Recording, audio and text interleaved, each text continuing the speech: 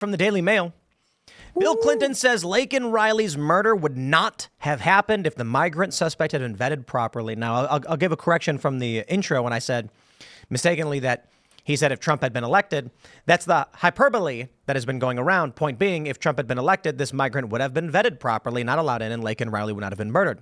But Bill Clinton went on to criticize Donald Trump, saying Kamala Harris is the only candidate who actually endorsed a bill that would hold down immigration any given year to a certain point, and then made sure we gave people a decent place to live, didn't divide people from their children, and we did total vetting before people got in. Now, Trump killed the bill, he stated. You got a case in Georgia not very long ago, didn't you? They made an ad about it, a young woman who had been killed by an immigrant. It's kind of a wild thing to say. Yeah. This is under the Harris-Biden administration. This happened. For him to have said this, he's basically saying they have failed on the border. Now, of course, he was trying to make it seem like because Donald Trump killed the bill. The reality was there was no bill. There was the codification of illegal immigration. The bill was going to allow them to bring people in. I'll break it down for you. It's basically them saying, we're going to stop bank robberies. There will no longer be crime of bank robbery because we're making it not a crime anymore. Right. So the issue is that the illegal immigration would still be happening, but it wouldn't be illegal. It would just be mass unvetted migration. It's kind of wild because you just had Joe Biden putting on that Trump hat. And now they're saying that Biden and Harris are feuding. I think that's true. And now Bill Clinton comes out. They are desperate for some kind of surrogates to help Harris, and they can't do it. And they get fumbling, bumbling Bill. I think he's younger than Joe Biden, though, right? I think so. Yes, he is. Wow, he doesn't look like he's doing so great, though. I know. Well, he was just filmed in McDonald's, so that's not good for his heart. And the lady called him Joe. It was so funny. Yeah, was like, "Are you they Joe?" thought he was. She came out and thought he was Joe Biden. But I mean, the largest deportation of children that ever happened was under the Obama administration. I think it was over 3 million people that he deported. Deporter in chief. Yeah. Yep. I think there is a feud between Joe Biden and Kamala Harris. I think that he is not.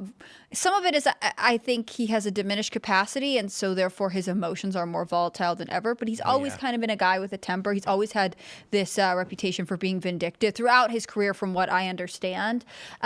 With Bill Clinton, I feel like he is just phoning it in. Like, he got drafted at the final hour. They didn't even, I mean, when they released this statement in July being like, we, the Clintons, me and Hillary, or it was like Hillary and Bill endorsed Kamala Harris, it did not seem like Bill was the ambitious person trying to stay in politics. And so I wouldn't be surprised if he's like, yeah, I'm just kind of going to say whatever I think and move on. I don't think there's any true loyalty between Bill Clinton and Kamala Harris. None. And that's it. Everyone agrees? Yes. All right. Thanks for hanging out, everybody. Well, it's interesting because we always talk about how the DNC is sort of a well-oiled machine. They're able to say, like, everybody fall in line. But so far, we have this candidate who is not giving any specifics on her platforms. And so it's not super surprising to me that no one can stay on message because no one really knows what the message is, except for Obama, who knows to scold black men. Or what she's planning to do to save the economy. I saw that side-by-side comparison of what Trump said, and he was like, the first thing we have to do is bring down the fuel costs, and that translates to the farmers and all this stuff. And then they did Kamala Harris, and she's like, I grew up in the middle class, or, you know, the whole rhetoric that she's been talking. Right. And no plan. There'll be critical There's no headlines economic plan. Right. There'll be critical headlines of Trump. Trump says that he is, open to mass deportation. Trump says he's going to bring back, or I think the recent one was like he's going to hire, was it 18,000 people to work at the border? Like he is talking in specific. The media gets really angry about it. They're like, he's going to say, promising all these crazy things, but they cheer for her when she sort of speaks in riddles and platitudes and doesn't say anything. I mean, it is bizarre, the double standard. As of today, the only battleground state that Trump is down in is Wisconsin. Trump does not need this much to win. Holy crap, look at the national aggregate. They've got Harris up 1.7. Biden was up 9.2 at this point in 2020. I would love to be able to feel confident, but get out and vote. It has to be if Trump's going to win, it has to be such a landslide that anything they do to try to change the vote or any kind of shenanigans won't matter. I have extreme concern about like the overseas votes and we have to wait until all the absentee ballots come in, et cetera. I have significant concern about that stuff. I don't think that any of it is actually as secure as it should be. So you have to make sure that you get out and vote. You cannot ignore that. Take a look at this from Gallup, U.S. adult party identification. And they show that in 2000, Republicans win, but party affiliation was fairly even. And they say Democrats won 08 and 12. Republicans won 2016, but Democrats still had party affiliation majority. Democrats won 2020.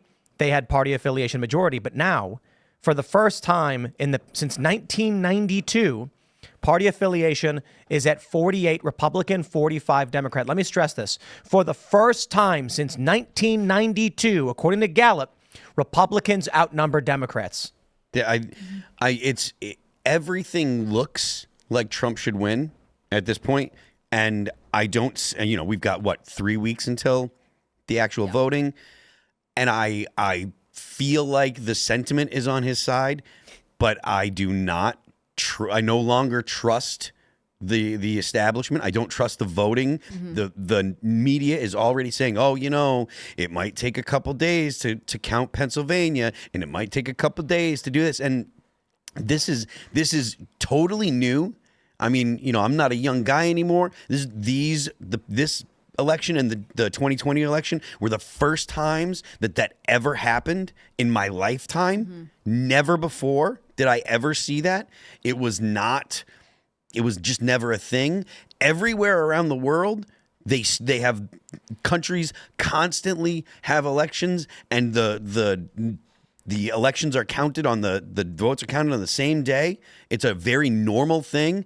I do not trust the media at all, and I don't trust the government anymore because the government is doing things like I was just outlining about, bringing voters in and using the Department of Health and Human Services to send them to places where they want Democrats to win. Like it's really awful that this is the state of affairs, but I don't trust them anymore at all. Yeah, I get what you're saying. I think what's interesting is I think a lot of conservative people were burned by the rumored red wave that was supposed to come in 2022, and it didn't appear. And so they are more anxious than ever about voter apathy, voters taking for granted that Trump is potentially in a good position to win. And I don't know. I mean, maybe that will mean people inevitably do stay home, because it seems like that's something conservative causes struggle with, really getting voters to the polls. On the other hand, maybe having learned a lesson 2 years ago, it's a little bit different. What I find fascinating, you kind of alluded to this, is that the media keeps saying it's a very tight race. It's extremely tight. I was listening to a podcast. I was listening to a podcast. From different pollsters today, and they were pointing out, even polls where Kamala Harris is up slightly, it's completely within the margin of error. Even polls where Trump is up slightly, it's within the margin of error. And I'm so cynical about corporate press that there's a level of the drama is good for them. People checking every day to see what's changed, all the clicks, all the return to views. They benefit from it. On the other hand, a lot of the anxiety that I've been reading about from pollsters is that they don't accurately survey Trump voters. And that was the big problem in 2016. And so now they're trying to figure out how to better survey them, but also they don't want Trump to look like he's leading. And this dual speak is where you can't. I just feel like right now, especially given everything that happened with the hurricanes and how many people are kind of struggling to be online anyways, I feel like the polls are something you can't trust. You have to vote. I understand what you're saying. And to be honest with you, if they're going to downplay any type of lead that Trump has, I'm fine with it, because that just means that people are going to be the people that are motivated to vote aren't going to say, oh, he's got it in the bag. Or at least they're more likely to say, I got to get out and vote. The media's been saying that it's close, and maybe they're right, so I can't just blow it off. I can't forget, just not do it. You just can't trust anything. I have to get out there and I have to vote. And this is super, super important. The Democrats have an apparatus to get the vote out. That is something that they have long relied on, and that has been one of the reasons why Democrats tend to fare better in the elections. When they do fare better, it's because they can get the vote out. They have people that are activists. They have way more activists than the people on the right do. The right has people that go to work and work normal jobs. The left owns activism almost exclusively. They will have people going out and ballot harvesting. They will have people going out and giving people rides. They will have an apparatus built in, and have had an apparatus built in for probably decades and decades of getting the vote out. So if you're a Trump voter, you cannot say, well, it doesn't really matter. You have got to get out and vote. You have to get your vote. If you have to vote early, whatever means to get your vote in, make sure you do it. You cannot sit back and say it'll be fine. You have got to get out and vote, because if too many people do that, Donald Trump absolutely will lose. Thanks for checking out this clip from Timcast IRL. Make sure to watch the show live Monday through Friday at 8 p.m. Subscribe to this channel, and we will see you all there.